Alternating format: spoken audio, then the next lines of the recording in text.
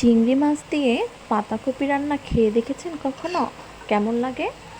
আসসালামু আলাইকুম সবাইকে। কেমন আছেন সবাই? আলহামদুলিল্লাহ, আমি তো অনেক বেশি ভালো আছি।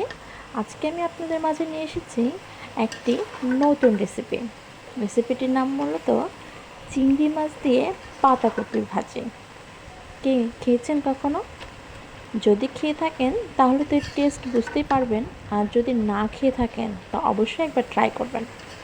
আমি এখানে মূলত আলু এবং পাতাকপিকে কেটে খুব সুন্দর করে ধুয়ে নিয়ে এর ভিতরে একটু আদা বাটা, একটু রসুন বাটা, একটু জিরা বাটা দিয়েছি সামান্য পরিমাণে, এবং একটা টমেটো কেটে দিয়েছি, লবণ দিয়েছি পরিমাণ মতো, একটু হলুদ আর একটু শুকনো মরিচের গুঁড়ো, সাথে দিয়েছি কাঁচা মরিচা। এগুলো দিয়ে খুব সুন্দরভাবে আমি এটাকে সিদ্ধ করে নেব। আগে আমি তেল দিয়ে নিই, এটা পরবর্তীতে তেলে দেওয়া হবে। তাহলে দেখতে থাকেন এটা সিদ্ধ হওয়া পর্যন্ত। এই যে খুব সুন্দর করে শুকিয়ে নিতে হবে, কোনো পানি রাখা যাবে না। এখন সবজিটাকে আমরা তেলে দিয়ে নেব। আমি এখানে তেল নিয়ে নিলাম পরিমাণ মতো। প্লিজ কড়াইটাকে ইগনোর করবেন, কড়াইটা আমাদের অনেক দিন আগেকার, এবং বলে না যে কড়াইটা পাকা কড়াই, মানে এত বেশি ভালো এটাতে ভাজি টাজি হয়। এখানে আমি দিয়ে দিলাম গোটা জিরে ফোড়ন, দিয়ে দেবো পেঁয়াজ কুচি। ভালো করে এটাকে একটু ভেজে নেব। পেঁয়াজটা একটু হালকা ব্রাউন হয়ে গেলে আমি এখানে দিয়ে দেবো চিংড়ি মাছগুলো। দেখতে পাচ্ছেন আমি চিংড়ি মাছগুলো এখানে দিয়ে দিয়েছি। এবার চিংড়ি মাছগুলোকে সুন্দর করে ভেজে নেব।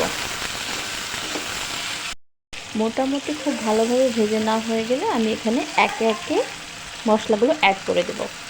দেবো চিংড়ি মাছের পরিমাণে লবণ, যেহেতু আমি সবজিতে লবণ দিয়েছি অলরেডি। দিয়ে দেবো সামান্য একটু হলুদের গুঁড়ো। এটা অপশনাল, আপনি যদি মনে করেন আগের মশলাটা আছে, আপনি নতুন করে চিংড়ি মাছের মশলা দেবেন না, কোনো সমস্যা নেই।